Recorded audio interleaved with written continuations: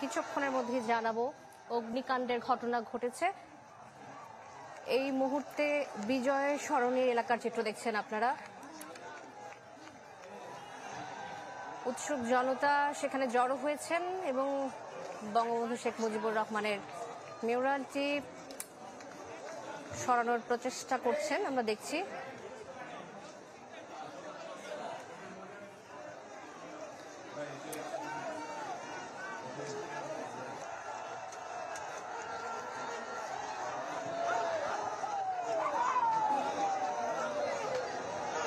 আমরা মানুষজনকে আসলে সচেতন করা উচিত যে রাষ্ট্রীয় সম্পদ যেন আমরা নষ্ট না করি। আমরা জয় উৎসব, খুশির উৎসব সবকিছু যখন উদযাপন করব তখন একটু স্বাভাবিকভাবে থাকার চেষ্টা করব, সংযত থাকার চেষ্টা করব, যেন কারো কোনো ক্ষতি না হয়, দেশের কোনো সম্পদের ক্ষতি না হয়, এতটুকু বিবেচনায় রাখা উচিত।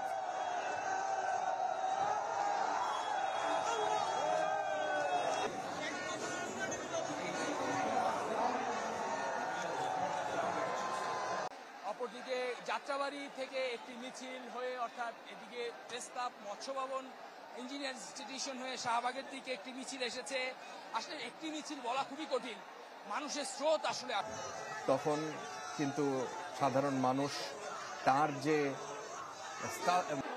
নারী শিশুরা কিন্তু চলে আসছে। দেখছেন যে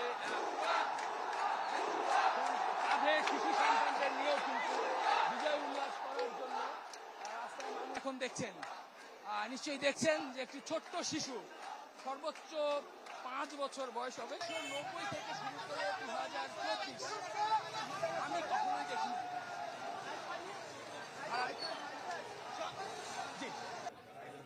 অনেক অনেক বাংলাদেশের আইন শৃঙ্খলা বাহিনীর সদস্য, পুলিশের সদস্য প্রাণ হারিয়েছেন। সত্যি কথা বলতে যখন তারা নিজেরা বিজয় উল্লাস চলছে, একটি শান্তিপূর্ণ অবস্থান ঢাকার মানুষের, রাজপথে সবাই বেরিয়ে এসেছেন, সবাই বিজয় উল্লাস করছেন এবং সরকার তাদের যে এক দফা দাবি ছিল, ছাত্র কিংবা অভিভাবক সব ধরনের মানুষই কিন্তু গণভবনে ঢুকে পড়েছে। গণভবনে আমরা দেখতে পাচ্ছি যে এখানে এই যে গণভবনের ভিতরের মাঠ রয়েছে বিভিন্ন, সেখানে কিন্তু মানুষজন ঢুকছে। তারা বলছে যেটি যে তারা বিজয় মিছিল করছে সেটি কিন্তু এভাবে স্বাধীনভাবে ঘুরে বেড়াতে পারবে, হয়তো খুব বেশিক্ষণের জন্য না। মানুষের আনন্দ উচ্ছ্বাসের সাথে আমরা এটাও দেখছি স্ক্রিনে যে মানুষ চেয়ার নিয়ে চলে যাচ্ছে। আপনারা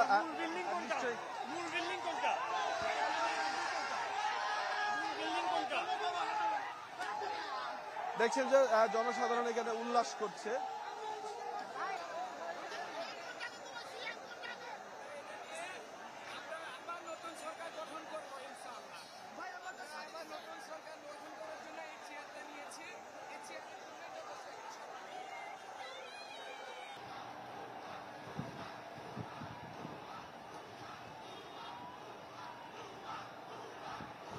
বিরল দৃশ্য, আমরা হয়তো এমন দৃশ্য আর কখনো দেখতে পাবো না। দর্শক, আপনারা টিভি স্ক্রিনের পর্দায় দেখছেন যে চেয়ার ডাকা হয়েছে, আরো কয়েকজনের নাম শোনা যাচ্ছে। তাদের সাথে কথা বলে নিশ্চয়ই একটা জায়গায় তারা পৌঁছে একটা ব্রিফিং আমরা কিছুক্ষণের মধ্যে শুনবো। কি হতে যাচ্ছে, কিভাবে হতে যাচ্ছে, কোনো কিছুই পরিষ্কার না।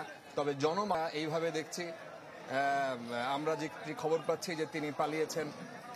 কিছুক্ষণ পর সেটি হচ্ছে একটি সেনাবাহিনীর গাড়ি। আমরা দেখতে পাচ্ছি সেনাবাহিনীর একটি গাড়ি, সেই গাড়িতে ছাত্ররা, সেনাবাহিনীর সদস্যরা কিন্তু গাড়ির ভেতরে আছেন এবং শিক্ষার্থীরা সেনাবাহিনীর গাড়িতে উঠে তারা উৎসব করছেন।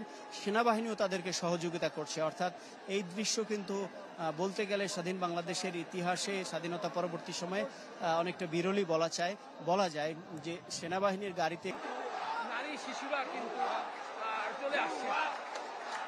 দেখছেন যে কাঁধে শিশু সন্তানদের নিয়েও কিন্তু বিজয় উল্লাস করার জন্য রাস্তায় মানুষ এখন রামপুরা টেলিভিশন ভবনের সামনে দিয়ে যাচ্ছে। উত্তরা থেকে আসা যে সবচেয়ে বড় জমায়েত, সেই জমায়েতটি এখন এসে পৌঁছেছে রামপুরা টেলিভিশন ভবনের রাস্তায় এবং হাজার হাজার মানুষ সুশৃঙ্খলভাবে যাচ্ছে। কোথাও কোনো সংঘর্ষ দেখা যাচ্ছে না। কিছু মানুষ বিটিভি ভবনের দিকে এগিয়ে যাওয়ার চেষ্টা করলে আন্দোলনকারীদের যারা প্রতিনিধি তারা তাদেরকে নিবৃত্ত করে শান্ত থাকার অনুরোধ জানিয়েছে। শিক্ষার্থীরা আন্দোলন রয়েছেন রাজধানী শাহবাগে। তো শাহবাগের চিত্র আপনারা দেখছেন এখানে। এর মধ্যে কিন্তু আনন্দ উল্লাস শুরু করেছেন আন্দোলনরত শিক্ষার্থীরা। তারা সব অর্জনের আতুরঘর কিন্তু বলা চলে এই শাহবাগ। এই শাহবাগ থেকেই আন্দোলনরত শিক্ষার্থীদের কর্মসূচি ঘোষণা হয়েছে। সেই কর্মসূচি থেকে সারা দেশ জুড়ে এই আন্দোলন ছড়িয়ে পড়েছে। বহু প্রাণহানির ঘটনা ঘটেছে, অসংখ্য মানুষ হতাহতের ঘটনা ঘটেছে। তারা 9 দফা দাবি দিয়েছিল, সেই দাবির প্রেক্ষিতে